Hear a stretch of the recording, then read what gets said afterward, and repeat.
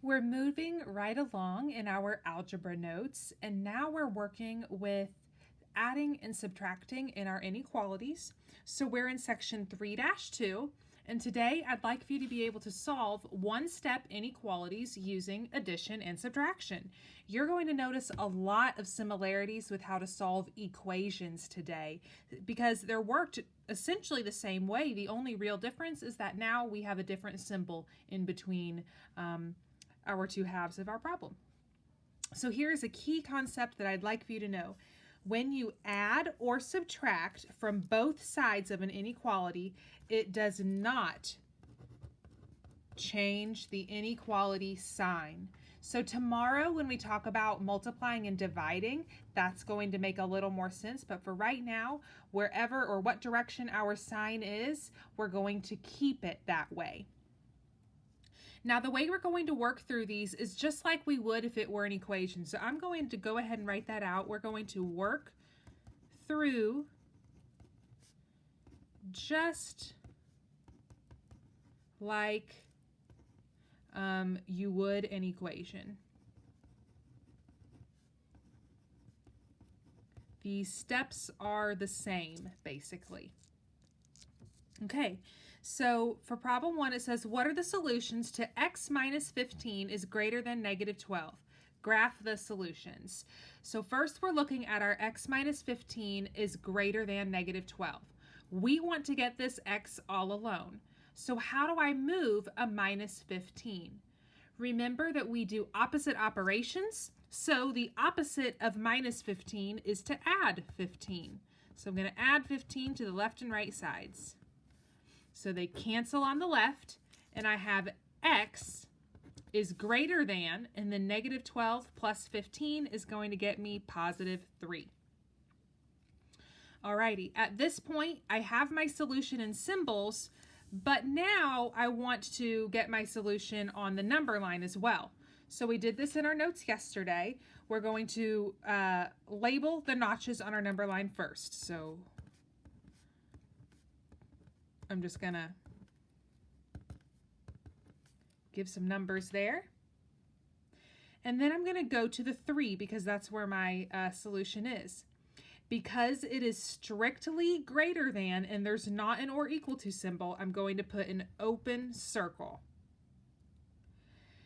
After that, I'm going to look to see what side should I shade on. X is greater than 3. So what side, right or left, are numbers going to be bigger or of higher value than 3? So here we're going to be shading to the right side because the numbers on the right are greater than the numbers on the left. Another little trick that you can use, if your variable is written on the left, then you can shade in the direction that your inequality symbol is pointing. So because this one's pointing to the right, I'm going to shade to the right. Next it says, what are the solutions of n minus 5 is less than negative 3? Well, once again, we want to get the n all alone. To get the n all alone, I am going to add 5 to the left and right sides. They cancel on the left, so now I'm left with n is less than 2. So here's my solution in symbols. Now I want to graph it on my number line. So I'm going to first label the number line.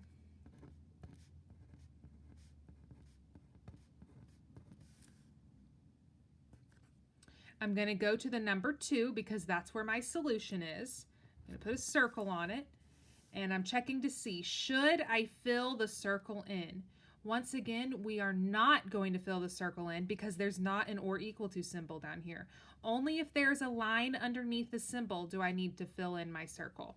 So I'm going to keep it open, and then I'm asking myself, what numbers are going to be less than 2? What numbers have a value that is smaller than 2? Well, the numbers to the left are going to satisfy that. And once again, notice it's the direction that my inequality symbol is pointing. So I'm going to shade to the left. So we're going to keep working these one-step problems, and they're very similar, hopefully you're noticing, to just regular equations. Number 2, or problem 2, it says, what are the solutions to 10 is greater than or equal to x minus 3? Okay, let's get the x all alone. So I'm going to add 3 to the right and left sides, and I have 13 is greater than or equal to x. Here's what I want you to notice. In this problem, I have the number on the left side and the variable on the right side. But in this one up here, the variable's on the left and the number's on the right. So if you want to use this shortcut with the shading, then go ahead and switch the order of this one around. So I'm just going to kind of draw a little loop-to-loop arrow, and I'm going to rewrite my answer. It's the same answer. I'm just writing it in a better way for me to make sense of it and make less mistakes. So this is x is less than or equal to 13. Same thing. Notice the arrow is still pointing at the x. The arrow is still pointing to the x. So same answer, except now the x is on the left side and it'll be easier for me to shade. I'm going to number my number line now. So I'm starting with 13 to make sure that I get it on there. Then I'm going to go to the number 13 because it corresponds with my answer, and I'm going to put a circle on it. And I'm asking myself, should I shade this in? Is there a line below? Yes, there is, so I am going to shade it in. Then I can look to see what direction is my inequality pointing. It's pointing to the left, that way. So I'm going to shade everything on the left side of that.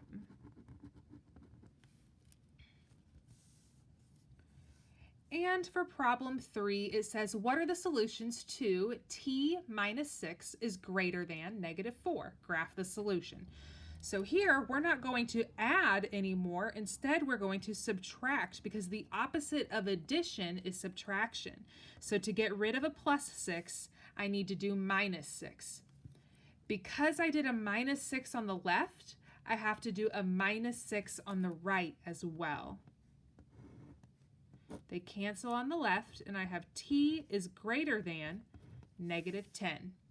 This is in a good order for me. The variable is on the left, so I'm going to circle it, and now I need to graph it. So I need to number my number line.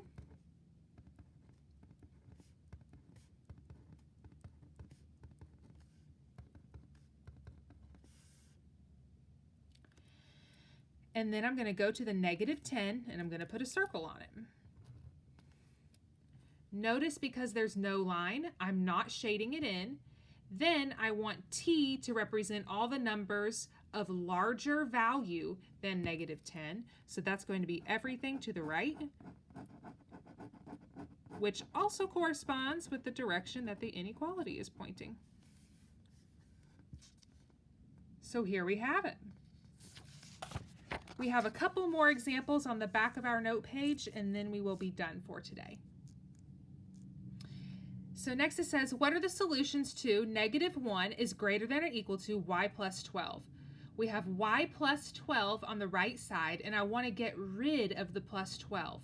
So we do the opposite or the inverse operation. The opposite of plus 12 is minus 12. So I'm going to -12 and -12 on the left and right side. They cancel on the right, and now I have -13 is greater than or equal to y.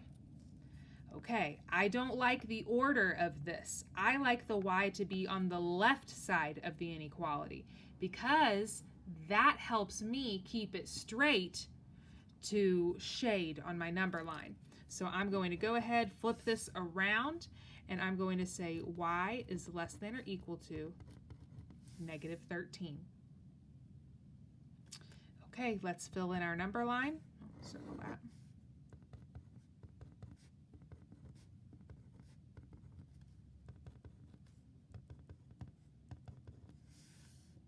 I'm going to go to -13 and put a circle on it. Because there's an or equal to symbol, I'm going to go ahead and fill it in.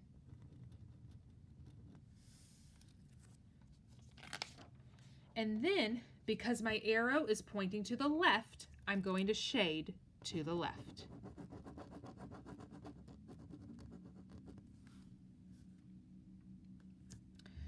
What we have coming up next are your favorite word problems. So I'm going to show you how I do the word problem. I tend to actually write some things out just like I do with proportions, and it helps me. So if it helps you, then definitely do that. It says computers. The hard drive of your computer has a capacity of 120 gigabytes. You have used 85 gigabytes. You want to save some home videos to your hard drive. What are the possible sizes of the home video collection you can save? So now we need to figure out what are the two values that I'm comparing, because inequalities are comparing things. So first of all, we have the capacity,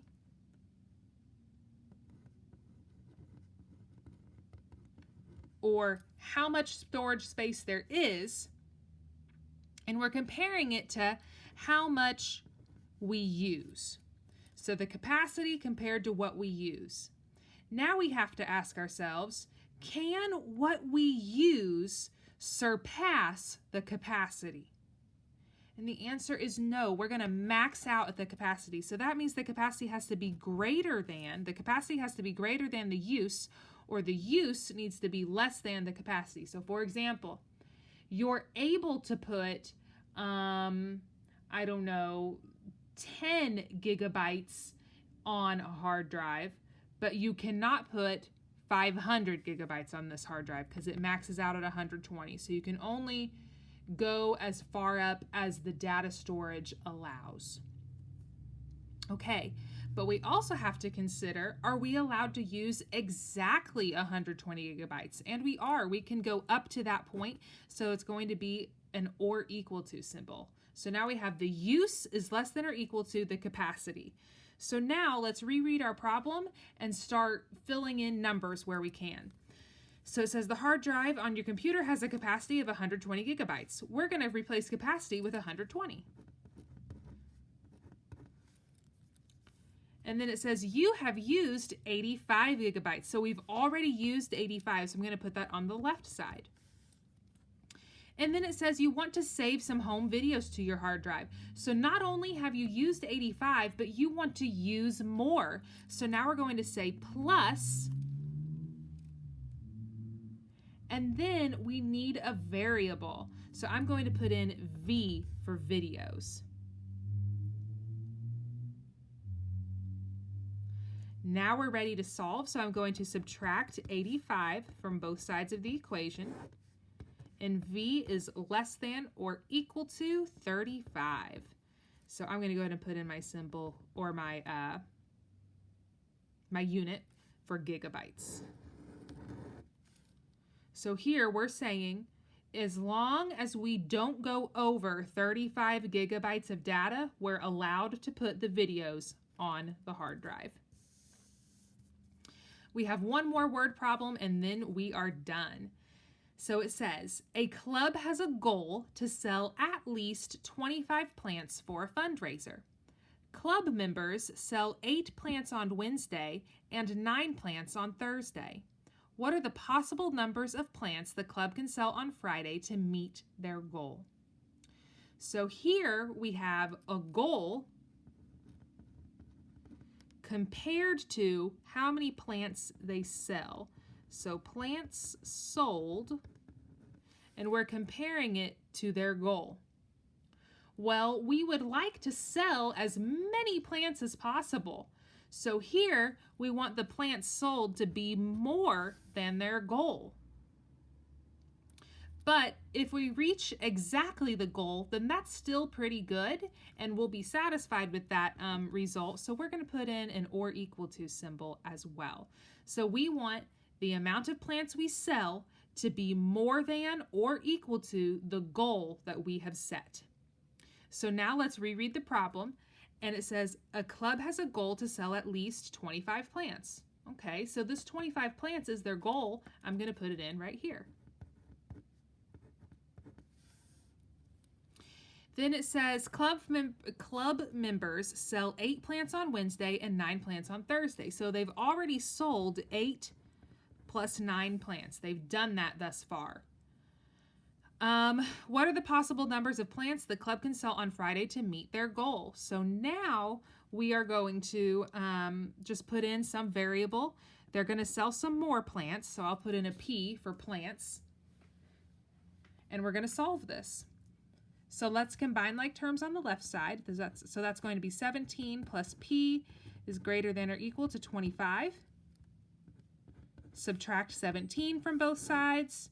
So the amount of plants that they can sell is greater than or equal to 8. As long as they sell at least 8, whoops, sorry you guys, as long as they sell at least 8, then they will reach their goal, and they might even surpass it if they sold 9 plants or 12 plants or anything like that. For problem B, it says, can you use the same inequality symbol to represent phrases like at least, no less than, and greater than or equal to? This is, the answer is yes. At least, no less than, and greater than or equal to are similar expressions, all used to represent the same symbol. So those are fine, and they all mean the same thing.